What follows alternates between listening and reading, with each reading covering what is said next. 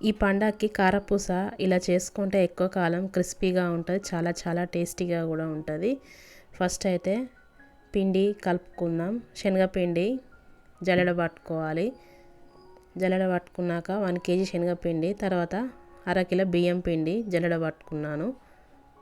బియ్యం పిండిని కూడా బియ్యం పిండి వేయడం వల్ల ఎక్కువ క్రంచీనెస్ క్రిస్పీనెస్ వస్తుంది మురుకులకి.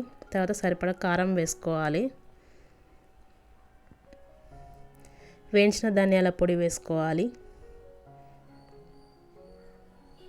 తగినంత ఉప్పు వేసుకోవాలి. ఉప్పు కొంచెం చూసుకొని వేసుకోవాలి. తర్వాత వాము వేసుకోవాలి.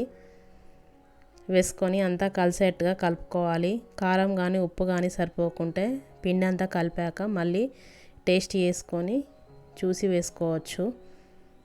ఇలా కలుపుకున్నాక పిండిని తడుపుకోవాలి. నీళ్లు పోసుకొని కొద్దిగా నీళ్లు పోసుకుంటూ చపాతీ పిండిలాగా తడుపుకోవాలి పిండిని.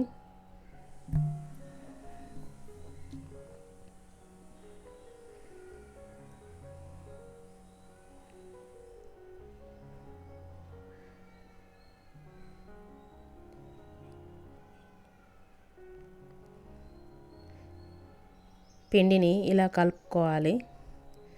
పిండిని ఎంత మంచిగా కలిపితే అంత బాగా వస్తాయి కారపూస. ఇలా కలుపుకున్న పిండి పక్కన పెట్టుకొని మురుకుల మిషన్ తీసుకొని అందులో కొంచెం ఆయిల్ అప్లై చేశాక పిండిని కొంచెం కొంచెంగా లోపల పెట్టుకోవాలి. మిషన్ లోపల పెట్టుకొని క్లోజ్ చేసుకోవాలి. పైన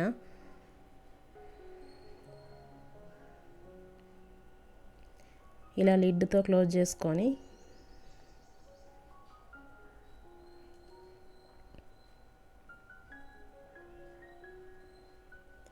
కింద ఇలా హోల్స్ పెట్టిన నచ్చిన హోల్స్ షేప్స్ వస్తాయి. మిషన్తో పాటు నచ్చిన షేప్స్ పెట్టుకొని బిళ్ళలు ఇలా క్లోజ్ చేసుకోవాలి. క్లోజ్ చేసుకొని మూత పైన కొంచెం ఆయిల్ అప్లై చేసి ఒత్తుకోవాలి. ఇలా మురుకుల్లాగా అన్నీ ఇలాగే చేసుకోవాలి. పిండి మొత్తాన్ని ఇలా ఒత్తుకున్నాక ఆయిల్ వేడి చేయాలి.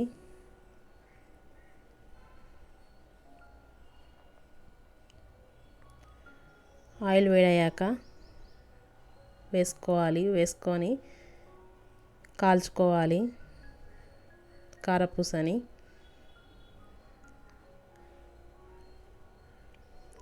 ఇలా తిప్పుతూ కాల్చుకోవాలి. ఈ ఆయిల్లో నూరుగా దగ్గాక తీసేయాలి.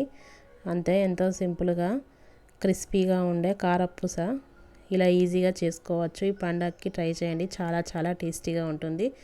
ఎక్కువ కాలం క్రిస్పీగా ఉంటుంది ఇలా చేస్తే.